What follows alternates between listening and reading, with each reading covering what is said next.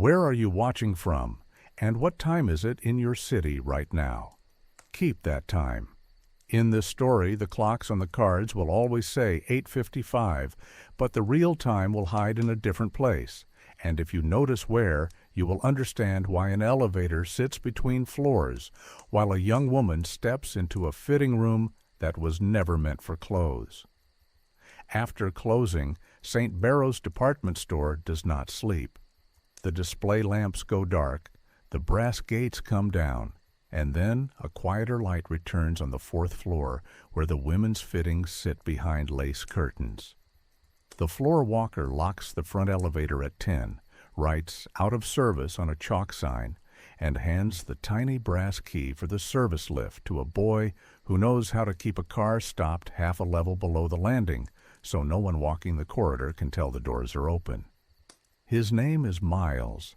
He keeps one hand on the lever and one finger on the call bell that should ring when a customer pushes a button. Tonight, it will not ring. The cable hum is the only sound between floors. In the stockroom, a clerk named Lou counts boxes of camisoles that never seem to match the invoices. He writes numbers on a clipboard, and then, when no one is looking, writes different numbers on a scrap he keeps in his pocket. He knows the difference between shortage and theft, because stock that is stolen leaves a mess, and stock that is borrowed leaves a pattern. Every Tuesday night, 3 cartons go down the service corridor and come back with the same weight as if nothing happened. He has lifted enough crates to know when a box returns with a camera inside. On a stool near the fitting corridor sits Edna, the senior seamstress on night duty, mending hems for morning pickups. She is the kind of woman who knows by touch which seam was stitched in a hurry and which hand stitched to hide a decision. Her needle is quick and her eyes are quicker. She watches people the way other people watch clocks. When the lace on curtain 7 is changed for a heavier piece that hides silhouettes, she notices. When a new mirror appears in the last stall with a silvering that is too fresh for an old building, she notices that too.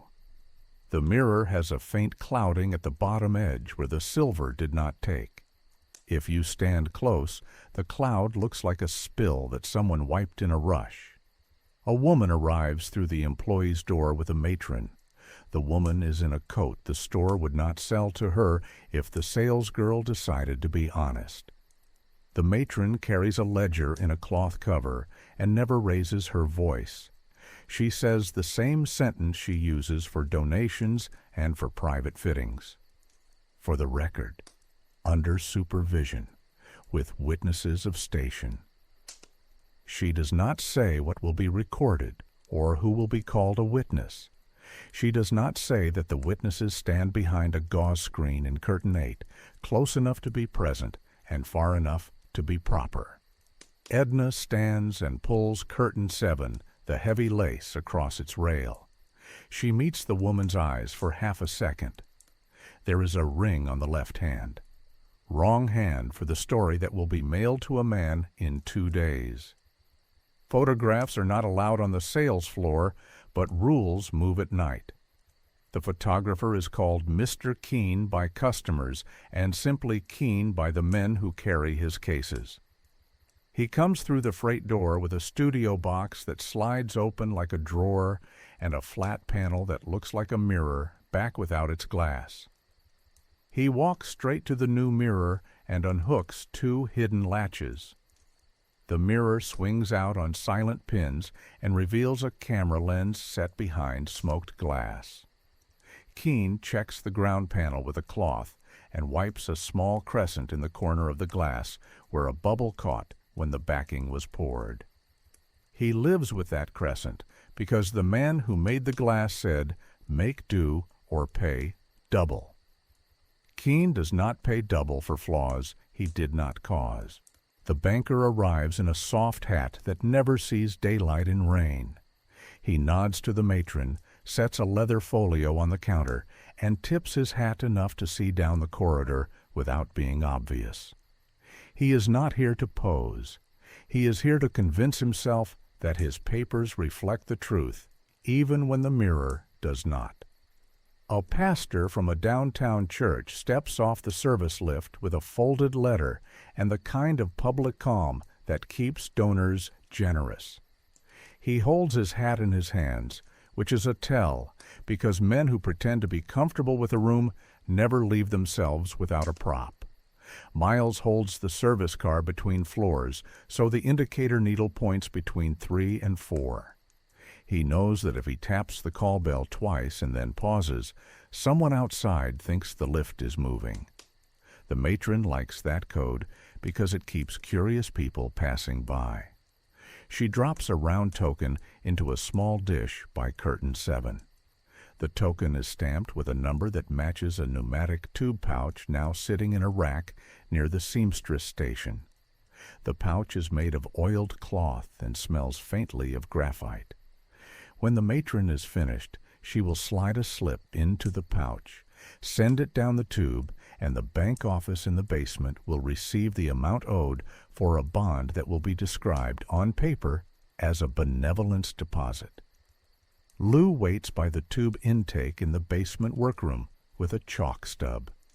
He is not on bank duty, but he knows the night guard, and the guard knows the value of looking the other way when a clerk writes a number and then wipes it off. Lou is not trying to steal. He is trying to prove that all the pouches that fly from the 4th floor to the basement during the last hour of night duty carry more money than returns and hemming require. The pouches return with small cards marked correction and charity. Those words will appear in a church column in 2 days under a headline that never changes. A lady of known standing speaks. No one will ask how a shop mirror helped her speak. Edna leads the woman into curtain 7. She lays out a modest undergarment that would satisfy any mother. The cloth is thick enough to be decent and thin enough to prove a shape. Edna does not touch the woman more than she must. She speaks only to explain where the hooks sit and to point to a small pincushion. If the woman needs to lift a shoulder strap, she can do it herself. Edna has learned that women leave a room taller if the last hand they feel is their own. She notices the ring again. She says quietly, "Keep it high if anyone asks." She does not say who will ask. Keene positions the camera behind the fake mirror, checks focus through the smoked glass, and nods once. He hates saying smile. He hates saying relax. He prefers to say hold still and lift your chin a little. Tonight, he says nothing. He raises his hand where the woman can see it in the corner of the mirror, counts 3 with his fingers, and depresses the shutter. The click is soft enough to be a clearing of the throat. The witnesses behind the gauze do not move. They are not supposed to move. They are supposed to be station, not men. The banker signs a small bond form, folds it, and places it in a folio. The pastor writes a sentence that begins known to us and ends in good report. He does not look at the woman. He looks at the signature line as if the letters matter more than anyone in the building.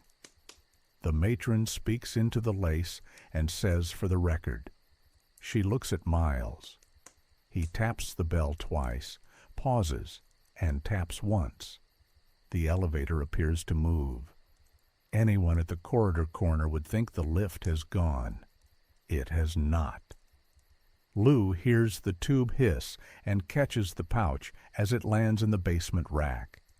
He opens it just enough to see the amount.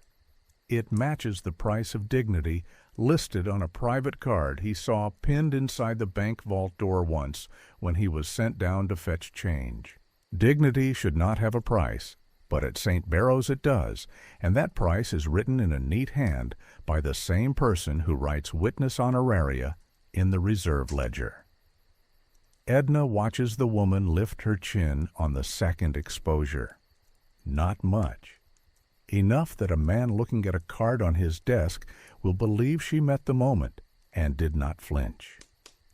Edna looks at the mirror edge and sees the silvering cloud again. She takes one step to the side and studies the seam where the mirror meets its frame. There is a nick that looks like a fingernail pressed into soft paint. It is in the same place as the crescent Keene hates on his ground panel. Edna has repaired enough frames to know when a thing has been removed more than once. She turns her head as if looking for a pin and catches Keene's eye in the reflection. He does not change his face. He knows she knows.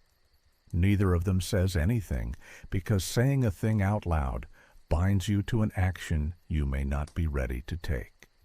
The third exposure is the short plate. Keene always pretends he shoots to please a nervous client. In truth, it is the proof that the first two were not lucky. He counts with his fingers again. The woman keeps her ring hand high, as Edna told her. The gauze witnesses keep their shoulders still. The matron taps her ledger with a pencil once, and then stops because the sound is too sharp for the room she is trying to sell as reverent. The shutter closes. Keene locks the mirror back on its hidden pins. Miles eases the service car up half a foot so the doors can open flush. He does it by feel. The floor looks empty to anyone who is not supposed to be here. He could let the lift rise and take everyone away, but his instructions are to keep the car waiting until the matron says, "We are done." He watches the indicator and listens for the pneumatic hiss that means the bank has stamped the slip. The hiss arrives on time. It always does. He wonders if any of the men who handle the pouches have ever looked up through the grate and seen his face. The woman dresses behind the curtain. Edna hands her the coat and the shawl. The matron walks her to the service lift door and says the same sentence she uses with every woman. You will receive a letter that clears the air before it ever clouds. The woman nods like someone accepting a package she did not order and does not have time to return. The banker tips his hat. The pastor closes his book. Keene slides his plates into a felt-lined case. Lou logs a crate that suddenly weighs 1 pound more than it did on the way up. It is not the weight of cloth. It is the weight of paper. Before midnight, Edna returns to her stool and puts a finished hem on a dress that will walk out the front doors in the morning, looking like it cost less than it did. She pricks her finger, and the blood dot is small enough that only a seamstress would see it. She thinks about the ring on the left hand and the mirror with the soft silver edge and the camera that hides where honesty is supposed to stand. She thinks about the elevator sitting between floors and a bell code that turns people into ghosts. She thinks about the words known to us and about how many times a man can write them before they mean nothing. Miles kills the service light and leaves the car level for cleaning staff.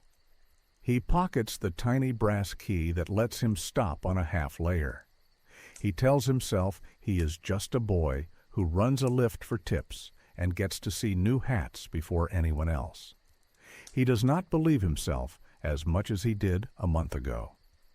Lou wipes chalk from his fingers and hides his scrap under a floorboard that was already loose when he started working here. He hopes it stays loose long enough. Keene walks out the freight door with his case and that crescent flaw in his head. The banker walks down to the vault to sign a ledger in a neat hand. The pastor walks into a night that will forgive him in the morning because people like him in the daytime. The matron closes her ledger and places it in a desk with a lock a child could open with a butter knife. At the far end of the floor, a tube clatters and spits a card back into the rack by mistake. Edna is the only one still close enough to hear it. She takes the card, reads the printed header, "A lady of known standing speaks," and notices a tiny notch in the curve of the letter S where the type has been damaged. It is the same notch she saw through the mirror. She does not put the card back. She slips it into her work apron under the hemline book. She is not sure yet what action that chooses for her, but she knows a pattern when it puts its hand on her shoulder. The store falls quiet in the way empty buildings do when they have just spent 6 hours lying to people they will see tomorrow like nothing happened.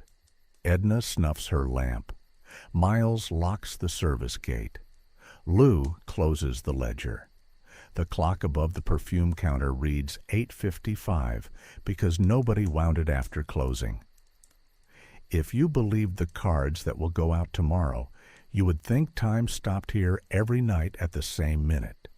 It does not.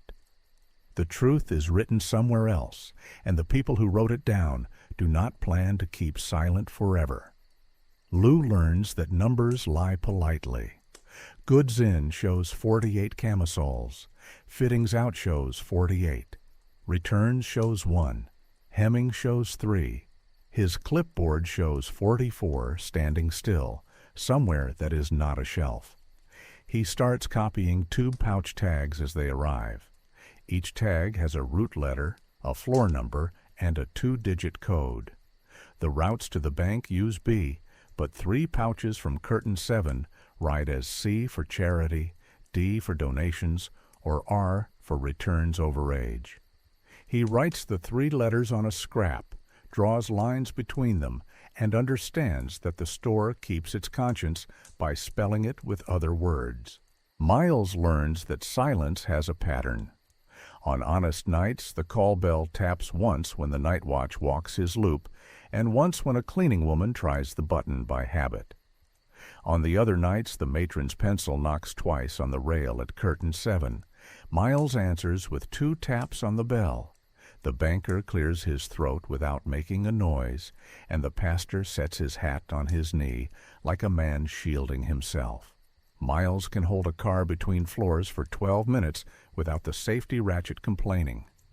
When the matron wants the illusion of movement, he feathers the lever so the needle creeps a 1/4 notch and stops. It is enough to make a passerby think the car is gone and the floor is empty. Edna learns that shame travels like hem dust. It sticks to the smallest corners. She starts sewing earlier in the evening so she can sit with Curtain 7 in view when the matron arrives. She tells herself she is protecting the shop's property from foolish girls who lift lace to peep. She knows she is protecting the women who step in without knowing the rules. She keeps a pin book in her lap and a needle loaded in her fingers. If a shoulder strap needs lifting, she points. If a hook catches, she describes the motion. She does not place her hand on skin where a camera can lie about it. She says to each woman, "Keep your left hand higher," and if they ask why, she says because men read rings faster than eyes. Keene develops the plates behind the bakery and sees what he always sees. The first exposure proves the room existed. The second proves the woman did not flinch. The third proves he can control a scene without ordering a body. He mounts one print on a cabinet card with the fake mantle, pressing the studio stamp into the back so the crescent flaw in the S kisses paper like an old scar. He keeps one plate unmounted for his own files, not because he plans to sell anything twice, but because he does not trust men who keep banks to write honest ledger lines when a woman's name stands in the way of a balance. The banker refines the pitch. He invites potential clients to a side parlor with a calendar on the wall for church teas. He speaks of remedy, not of reputation. He speaks of temperance, not of fear.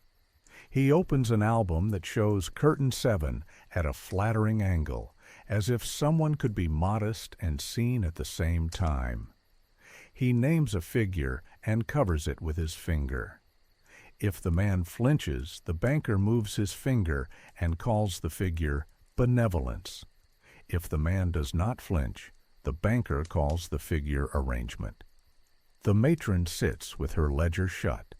The pastor signs a letter of character that will be filed whether or not anyone ever reads it. At the printer, a compositor sets the standing piece. A lady of known standing speaks for the 23rd time this year. He does not reset the curve on the S, which still shows a small notch where the plate was nicked. He keeps the plate warm for late edits because the pastor likes to add a line about decorum after he has witnessed a scene. Jonah is not here. This is not the lake. But the boy with ink on his hands is the same sort of boy, and he has the same instinct to notice a mark he did not make. He will not matter for another week, but he matters now in the sense that machines remember what men forget. The second night after the woman with the wrong hand ring, a messenger delivers a note to the 4th floor addressed to the matron in a tidy hand.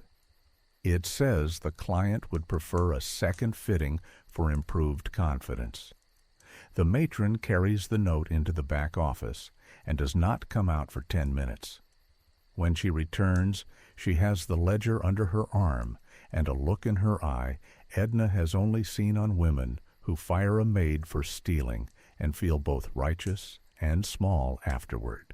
The banker follows 3 paces behind, speaking low. The pastor arrives early and sits near curtain 8 where the witnesses stand, as if proximity will turn him into a better judge. They do not speak to Edna. They speak around her. Keene looks at the mirror brackets and wipes the crescent on the ground panel again, as if polishing a wound. Miles holds the service card just below the floor and stares at his hands, so he will not watch the matron do arithmetic with a person. Lou positions himself by the tube rack and waits for the pouch that will tell him whether money or charity carries the night. The woman appears with a different shawl. She is not the same woman as 2 nights ago, but she moves like someone who has not been told the game, only the rules. Edna takes her coat and says the fitting will be brief and proper. The matron says supervised. The banker says witnesses of station. The pastor says decorum. Keene says hold still. Miles says nothing. Lou writes CDR in the margin of his scrap and draws a line under them. The problem arrives with a word. The banker tells Keene to reduce fabric. Keene says fabric is not the problem. Intention is. The matron says the client requires confidence. The pastor says the letter will not mention details. The banker says angle. Edna says curtain 7 stays heavy. Keene says the mirror stays closed until rules hold. The banker smiles as if he has already bought the floor. He can buy a parlor, a newspaper column, and a slip in a tube. He cannot buy Edna's hand on the curtain rail when she decides not to pull it. Miles gives 2 taps on the bell. Pause. 1 tap. From the corridor, it sounds like the car left. It did not. He leverages the car an inch to let air hiss like movement. If anyone else on the floor walks this way, they will shrug and pass. He keeps his finger on the lever, because men make choices when they believe a door is closed and nobody can enter. Keene refuses to mount the camera until the matron nods. The matron nods because she has decided that the only thing worse than doing this twice is doing it badly once and then living in the thought. She tells Edna to remain inside the curtain. Edna remains because if she does not, a man's voice will take that space. She dresses the woman in a plain undergarment and says, "Hold your chin steady on 2 and breathe out on 3 so you do not look like you are begging air." She says, "Keep your left hand high." The woman asks why. Edna says, "Because men look for the ring." The woman understands that and does not ask anything else. Keene counts with his fingers so the woman can see him in the mirror. He uses the short plate first. He takes the picture before anyone can decide they want a different picture. The click is the same as always, and also not the same because people hold their bodies differently when shame is in the room. The witnesses behind the gauze do not move. The pastor folds his hat tighter than felt likes to be folded. The banker looks at the mirror as if it owes him a return. Lou hears a pouch clatter and grabs it. The card inside has the bank crest and the word reconciliation. It is a request for accounting that will let the bank audit itself with its own language. Lou writes the time and the pouch number on his scrap and copies both onto a strip of paper he tucks into his sleeve. He knows a reconciliation is a window. If a person with a pencil stands at that window, she can see the room inside. When the second plate is ready, the banker speaks to the mirror instead of to the room. He tells it to tilt. It does not. Mirrors do not obey men who are not holding their hinges. Keene does not move the mirror. He moves the lamp behind the gauze so the light skims over the lace and leaves the woman's shoulder clean. He does not push the frame in. He does not step closer. He does not let the lens lie. He counts. The shutter closes. If a man wants to believe a picture that tells him nothing happened but what he paid for, he will find his belief in anything that looks like a mantle and a clock printed at 8:55. Keene mounts nothing tonight. He packs the plates. He wipes the crescent with the cloth. He latches the mirror. Miles lifts the service car 2 inches. The doors open flush. The matron says for the record. The banker says, confirm. The pastor says, known to us. The woman walks out in her coat and does not meet the banker's eyes. Edna collects the shawl and holds it 1 heartbeat too long to make sure nobody will accuse the woman of stealing her own wrap. Keene carries his case like a man who has done all he will do for the money he is being paid. Lou listens for the tube hiss that means the bank accepted an amount. It arrives a minute later than usual. He writes late by 1. He draws a circle around it. What happens next does not look like violence and will not sound like scandal if said in a parlor. The banker sends a note upstairs thanking the matron and requesting that all maintenance calls be logged to a bank ledger for improved oversight. The chief clerk at the exchange will sign such a letter without reading it. The matron will receive a fresh supply of curtain 7 lace. Keene will be offered a heavier envelope for his discretion and will not open it until he is alone, because he does not like counting money in the presence of people who think money is their language. Miles will be told to watch for inspectors and to keep the service car level for safety. Edna will be asked to work 1 extra hour for hemwork and will say yes because she has rent. Lou will be asked to count returns before morning and will nod as if this time the numbers will match. That is the plan the banker believes in. The plan that is actually forming belongs to people who see where the store keeps its soul. Miles will start shaving slivers off the chalk on the car's floor track and press them into a fold of paper. Chalk on a conductor's glove leaves ghosts on buttons. If a man presses a call he was not supposed to press, chalk will tell the truth.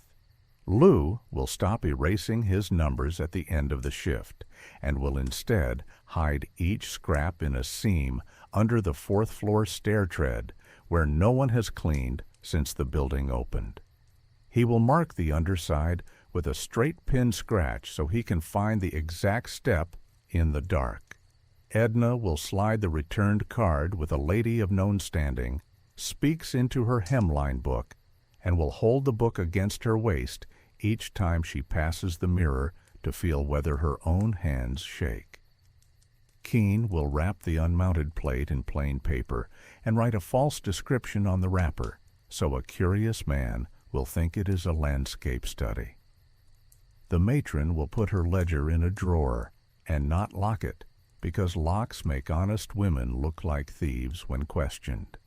She will tell herself that if she is called to speak under oath, she will use the plainest words she has. The banker's last mistake of the night is small and therefore large. He stops at the elevator desk to thank Miles for his care. He sets his hat brim down on the marble while he speaks. Chalk dust ghosts the felt. It is a whisper, not a stain. Men like him do not hear whispers from objects. Miles hears them fine. He lifts the hat with 2 fingers and hands it back. The banker sees nothing. He walks to the stairs because he does not ride service cars.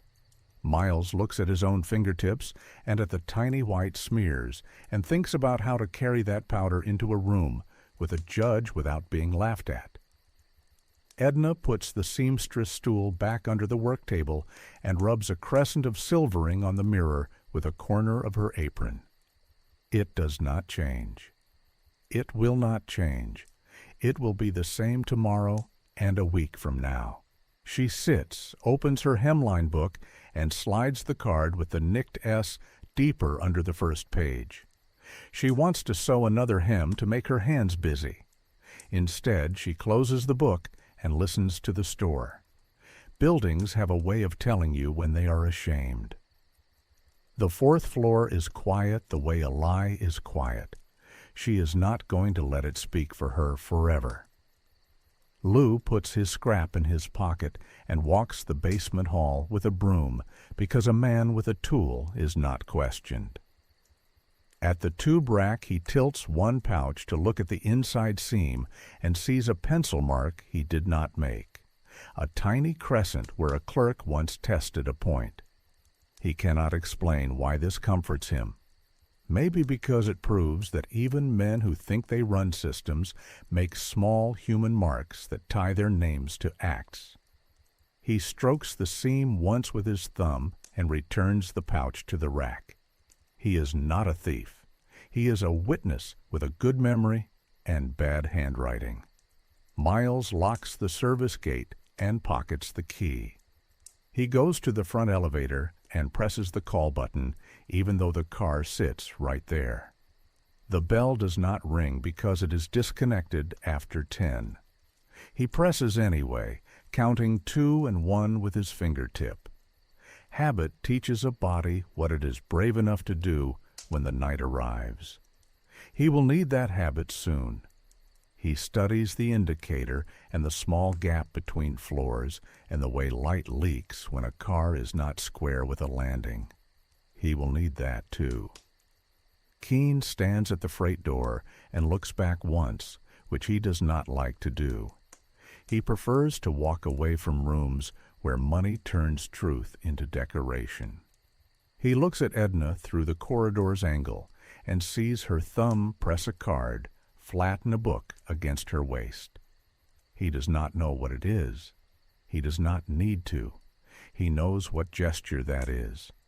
He leaves and decides that, if necessary, his camera screw will be the slowest screw in the city the next time a man says angle. The store cools. The locked front doors turn the street's noise into a soft drum. The fake mantle cards will be ready in 2 days. The bank will stamp the bond in the morning. The pastor will send a bill for pastoral notes, itemized as if God ran a ledger. The matron will sit at her desk and tell herself that doing a small wrong prevents a greater one. The 3 workers who actually kept the night from breaking will not tell themselves anything, because people who stand this close to harm learn to count instead of speak.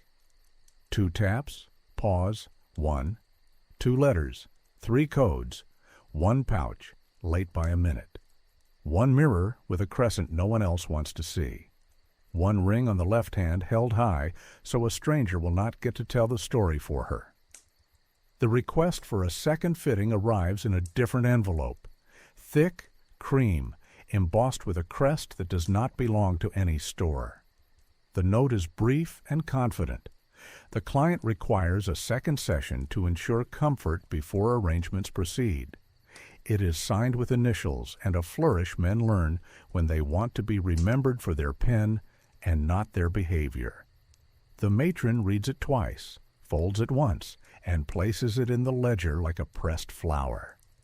She walks to curtain 7 with the kind of calm that tells Edna to brace. The rules do not change in public, only in the room. The banker asks to see the mirror angle before anyone enters. Keene says the mirror has no angle any man owns.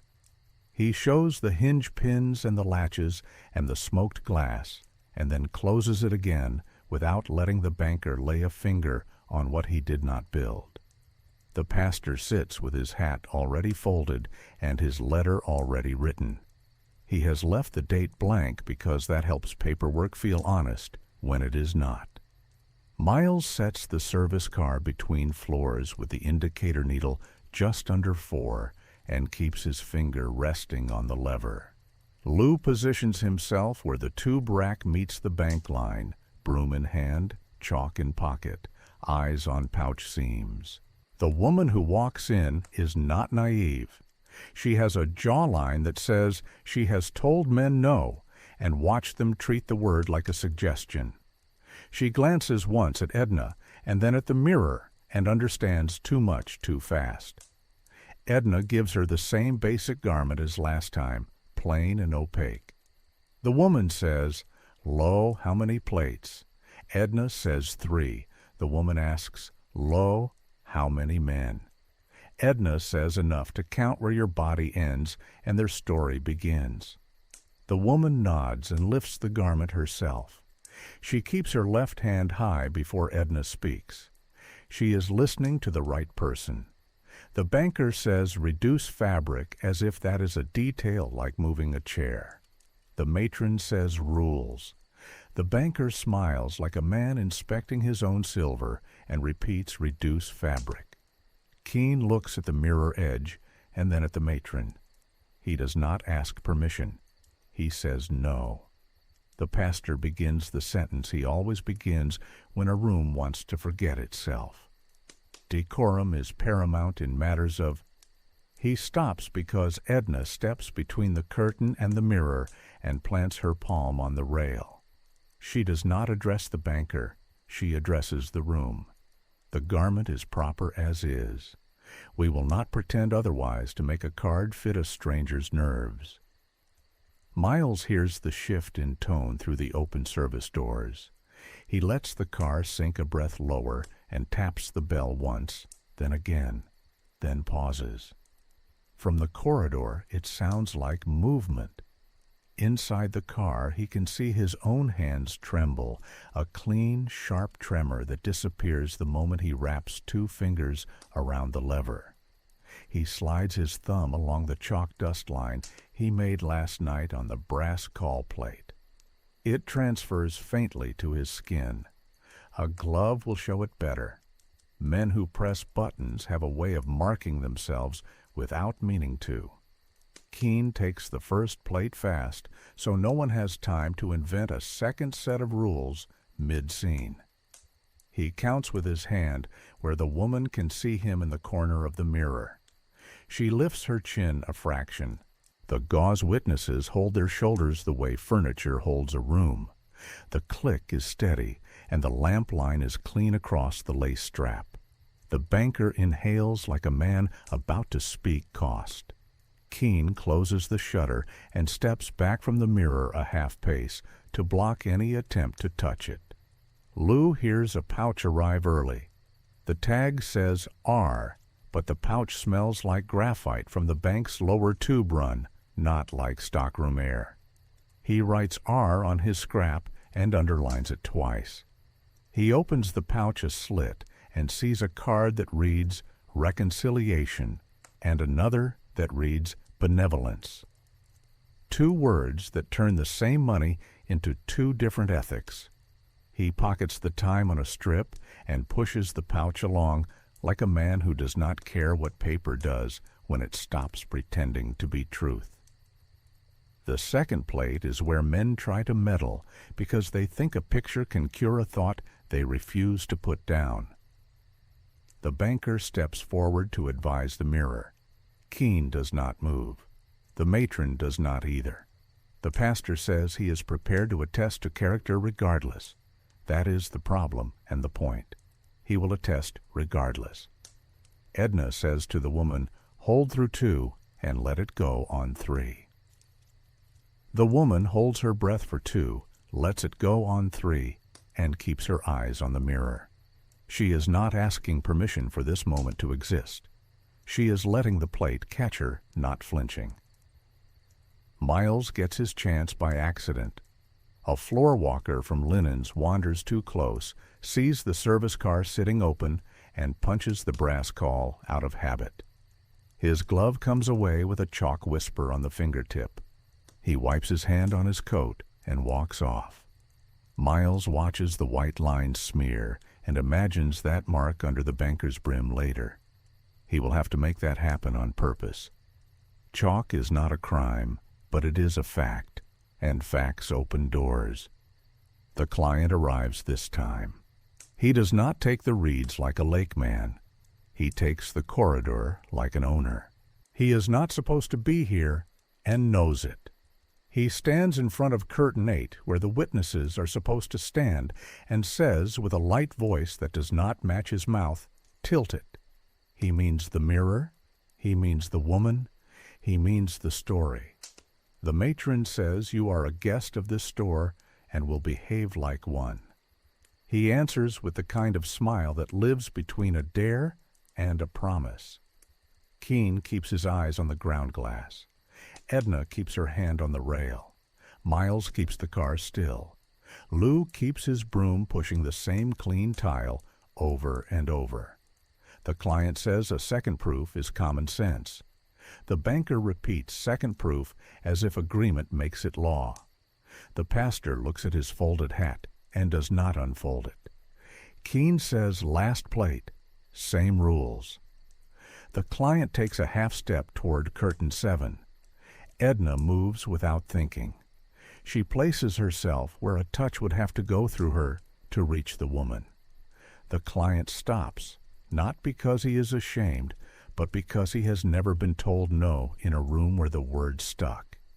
He looks at the banker. The banker looks past him at the mirror he cannot move. The matron says for the record. Keene counts. The shutter clicks. The short plate lands without a lie. Lou is ready when the late pouch drops. He reads the tag. C for charity. He opens it a slit and sees a slip with the bank crest and a number that matches the price card he memorized. He copies the time and draws a circle. Late by 1. He tucks the strip into his sleeve and lets the pouch ride. He hears the tube sigh and thinks about how many lies in this building depend on air. The room begins to tidy itself as if tidiness were proof of decency. The matron thanks the woman in a formal tone that is kinder than it sounds. The woman puts on her coat without looking at the client. The banker replaces his hat. Miles raises the car 2 inches. The doors open. The corridor looks empty to anyone without business. The pastor stands as if a bell rang in a church, and it is his cue. Keene latches the mirror's pins and wraps the plates in felt. Edna holds the woman's shawl until the woman takes it, and she keeps her hand on the cloth a heartbeat longer than proper, so the last touch is a choice. The client lingers by the mirror and says to the banker that comfort was not achieved. The banker says the bond and the letter will achieve it for any reasonable man. The client says the word reasonable like he is tasting it and does not care for the flavor. He says he will expect an alternative angle and leaves his initials on a card that he slides into the matron's ledger without asking permission. That is his mistake. The card picks up a dust of chalk from the ledger edge. He will not notice. Miles will. That night in the bakery room, Keene develops the plates. The second exposure is perfect in a way that makes him tired. It will become a mental card that looks like it belongs in a parlor where nobody says the truth out loud. The woman's chin is level. The ring hand is high. The lace sits exactly where Edna told it to sit. The gauze witnesses are present without being men. The mirror looks like a mirror and not like a machine. Keen prints two for his file and labels the sleeve landscape to slow, nosy hands. He writes the time in pencil on the back and crosses it out. He hates writing numbers that men can sell. Miles spends an hour after closing pressing chalk into the seam of the brass button on the banker's preferred stairwell. It is nothing you would see unless you looked for it. That is the point. Chalk-on felt tells a story in a room where men will otherwise say, "Nothing touched anything." He will not accuse. He will point. He will let someone whose job is to hear say the word. Lou lifts the loose stair tread on 4 and hides his scrap with the C.D.R. letters and the times. He pricks a thumb and dots the corner of the scrap with a mark nobody else can put on paper for him. He replaces the tread and steps on it twice. He likes the sound it makes, a hollow small drum under a big shop. He thinks about the pouches and the crest and the word reconciliation. He likes that word because it looks like it wants to be good even when it is used to cover bad. Edna takes the A Lady of Known Standing Speaks card from her book and compares the notch in the S to the cloud in the mirror edge. The locations match like a seam matches a sleeve when a dress is made right. She knows enough to know that a judge does not care about poetry. He cares about alignment. She slides the card back into the book and puts the book under the hem of curtain 7 while she rewinds lace onto the rail. She is done carrying clues in her apron. The room itself can carry the weight now. The next afternoon, a boy from the bank delivers a typed note to the exchange. It requests that maintenance calls for the 4th floor be recorded on a special ledger and submitted weekly. Nora is not here. This is not the switchboard story. But the chief clerk does what chief clerks do when a crest appears on paper. He signs, stamps, files. Miles hears about it from a guard who likes to feel important. He nods and says that will help oversight. He does not smile. He knows who will write those times and who will read them. The plan forms around small promises people make to themselves when they are tired of pretending. The matron promises herself that she will not be talked past if anyone says angle again. Keen promises himself that if a screw on his mirror bracket loosens, it will loosen slowly and publicly. Lou promises himself that he will ask for a weight check on a box that changes mass between up and down. Miles promises himself that he will carry chalk into a conversation with a man who thinks fingerprints are for other classes of people. Edna promises herself that the next time a woman looks at her and asks how many men, she will say the number and then say the part the men never say. The count is there to stop a hand, not to let one in. The client returns once more, this time to the bank's parlor, where the calendar still shows teas and the silver tray still holds untouched glasses. He asked the banker whether the company can guarantee silence. The banker says we print solutions, not secrets. The client says he prefers both. The banker slides a pledge card across the table and covers the sum with his ring. The client does not look at the pledge. He looks at the banker's hand and then at the wall, as if imagining what kind of mirror would let him see himself the way he likes to see women. He says schedule it. The banker nods. He uses a code when he writes the note. Second fitting, less fabric. He folds the note and hands it to a runner with instructions to give it to the matron without delay. The runner never arrives. He meets Lou by chance at the freight door and asks where to find the matron. Lou points him to the long way around, and then, when the runner is out of sight, takes the service stairs up 2 flights and tells Edna that a note is coming that will ask to bend rules. Edna says good, let it arrive in a room that has stopped bending. She sends Miles a look that says, "Be where you said you would be." Miles taps the lever twice in answer. The store does not notice because stores trust routines more than people. When the note finally reaches the ledger, the matron reads it and places it under a blotter instead of tucking it between pages. She goes to curtain 7 and stands in the space where a hand would go if a man tried to make the mirror tell his version. She waits.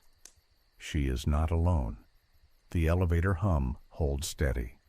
The broom in the basement moves across tile.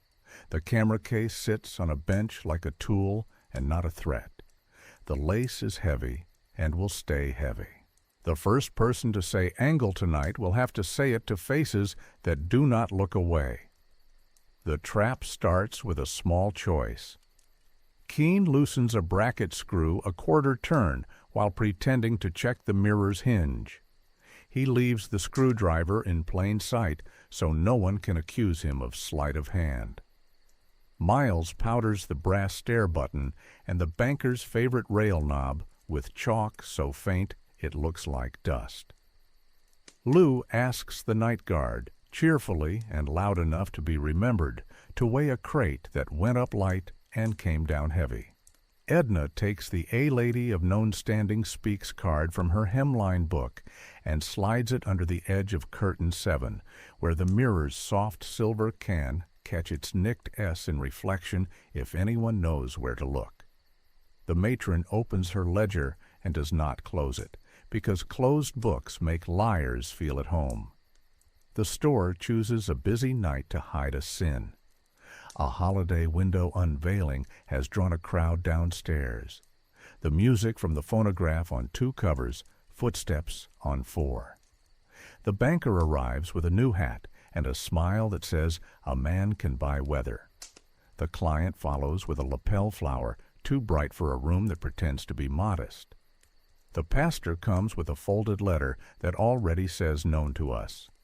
The witnesses drift to curtain 8 and stand like furniture.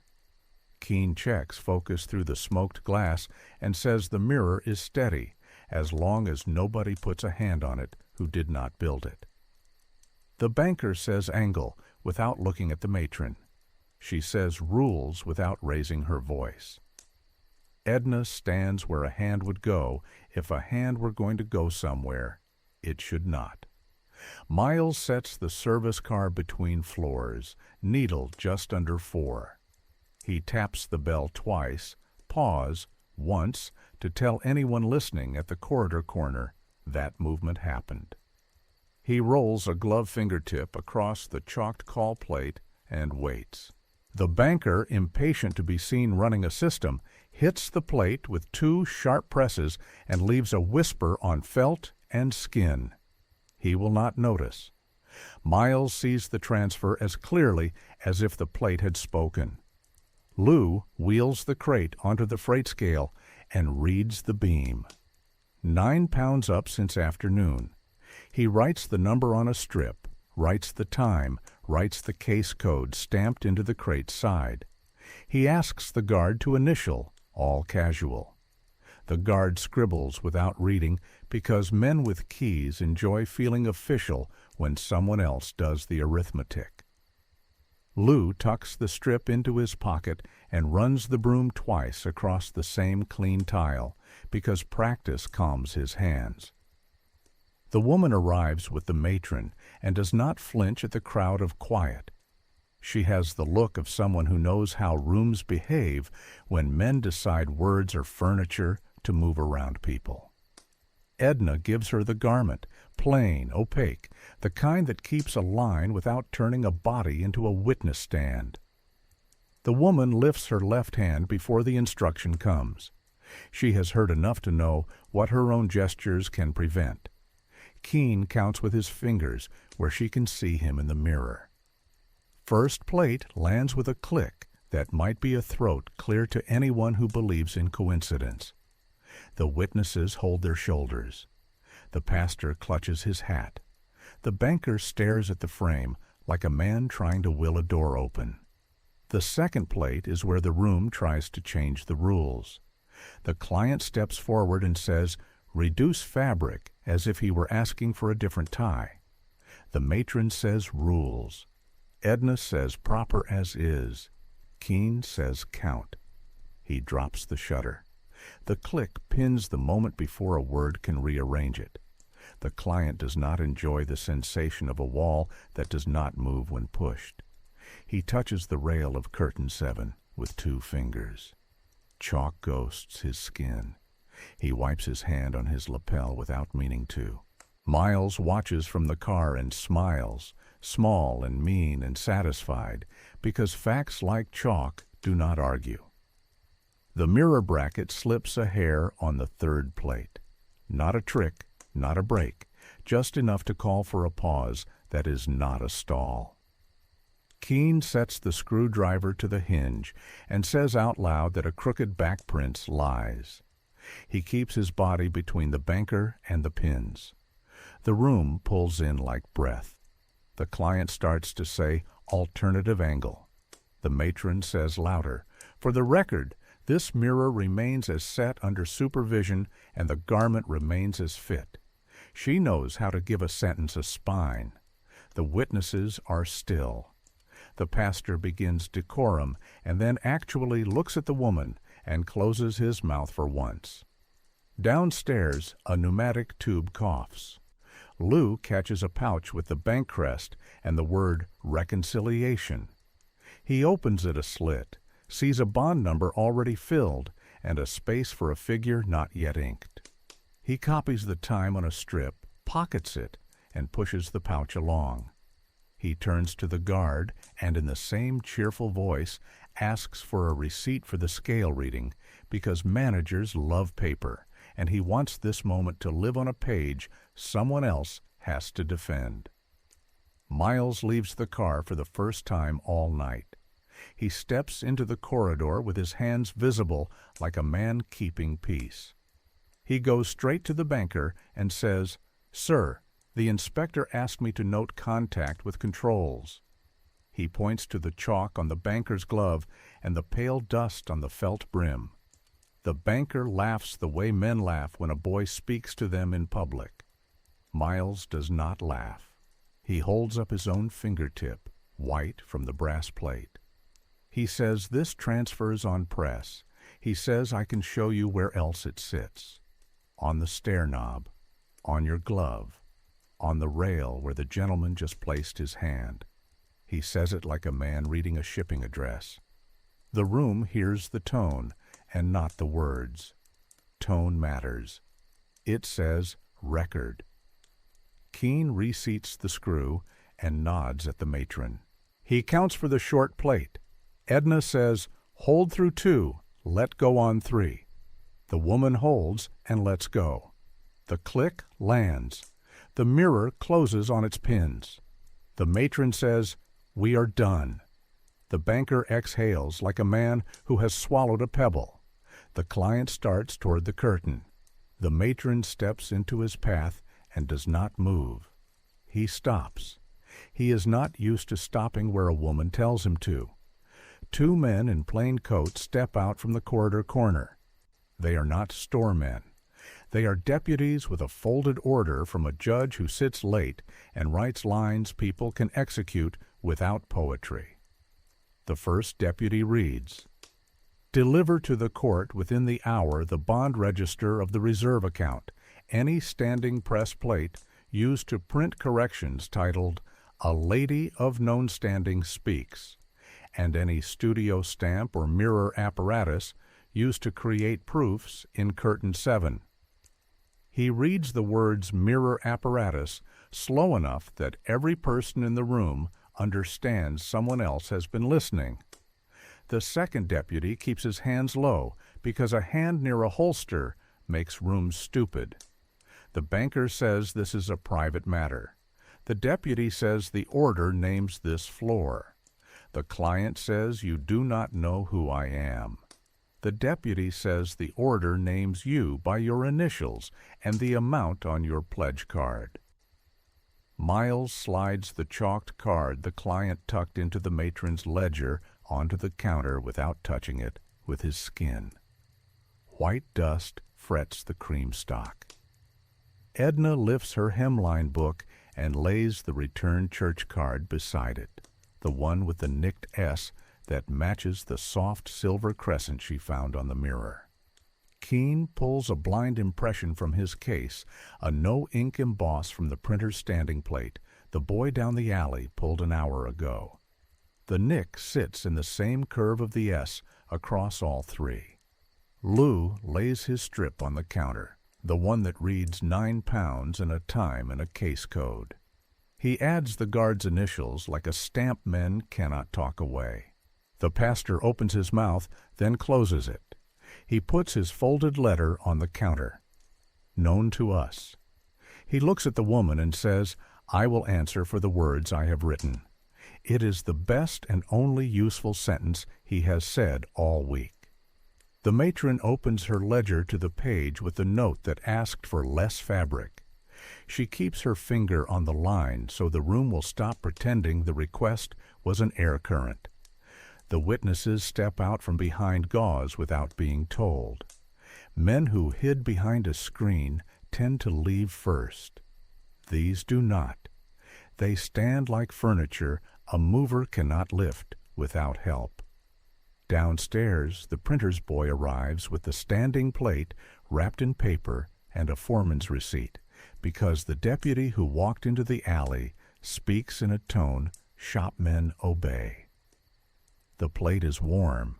The deputy sets it on the counter next to the blind pull and the church card and nods.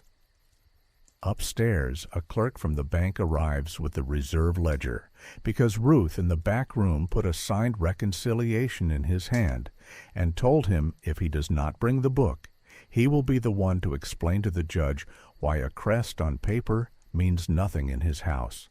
The deputy collects the pieces without speeches. He points to the mirror and asks Keene to show how it opens. Keene unlatches the pins with the screwdriver he left in sight. He reveals the smoked glass and the lens and the soft crescent on the ground panel that Edna already knows, like the backside of a hem. The deputy writes apparatus in a slow hand and underlines it. He takes the studio stamp from Keene's bag and presses it on the back of a scrap. The S blooms with the same tiny wound. He places the scrap next to the plate impression and the church card. Even men who do not like evidence can see when shapes line up. Miles steps back into the service car and brings it level for the first time all night. The bell rings like a real thing. Sound changes when a room tells the truth. Lou sets the crate back on the beam, zeroes the knife, and writes the number again. £9 still. He slides the new strip into his pocket with the old. Edna returns the lace to its rail and smooths the curtain with a palm that does not shake. The woman puts on her coat and ties the sash with hands that are steady enough to sign her own name anywhere she chooses now. The banker asks whether the court intends to humiliate respectable people. The deputy says the court intends to count. He asks Miles to hold up his glove. White dust glows on the fingertip. He asks the banker to lift his hat. A crescent smear on felt stares back. He asks the client to show his lapel. Chalk ghosts the fabric where a hand wiped after touching what it wanted to pretend it did not. He writes transfer on his page and does not look up while he does it. Writing is how rooms stop arguing. Harrow signs 3 lines in chambers without theater. The bank's quiet account is frozen pending hearing. The printer is ordered to turn over all impressions and to label future corrections advertisement with paying party named. The store is ordered to remove the mirror apparatus and to cease any fittings that include witnesses of station outside bona fide staff. It is language a city can live with at noon in front of families. It is also a knife when carried back up to 4 in a plain coat. By morning, the cabinet cards are not mounted. The mantel prints sit face down in a drawer with a string across them. The standing plate is under seal. The reserve ledger is in a clerk's hands who likes neat numbers more than he likes men with soft hats. The pastor's letters are stacked and initialed. The matron's ledger is copied without her having to change a single column title. Keene's camera goes back to portraits where people stand in front of real windows and hold children who do not understand money yet. Lou's broom leans where he left it. He will keep sweeping because clean floors make it harder for messes to pretend they are normal. Miles runs the front car for the morning rush and lets the indicator hit each floor clean. He hears the bell and knows it is honest. Edna keeps the card with the nicked S a day longer than she has to, then walks it to Chambers and hands it over with a sentence a judge can hold. The notch in this letter is the same as the notch in the plate and the same as the clouded crescent on the mirror. She does not argue. She aligns. She returns to the fourth floor and threads a needle and stitches a hem straight. She feels the same quiet the store had last week and knows it is a different quiet. This one comes from rooms that stop pretending. The client sends a note that says he expects a refund. The bank replies, reconciliation pending court order. The banker stops wearing the soft hat to work. Hats do not forget what they touched. The pastor uses smaller words on Sundays for a while. He is learning how to speak without lending his voice to men who buy silence. The matron sits at her desk and writes a single line on a page with no names. We kept our rules. She tears it out and burns it in an ashtray. Some sentences exist only to remind the body that it can still write them. If you want a number to keep, pick the late by 1. Lou circled the night the tube lagged and the room showed its seam.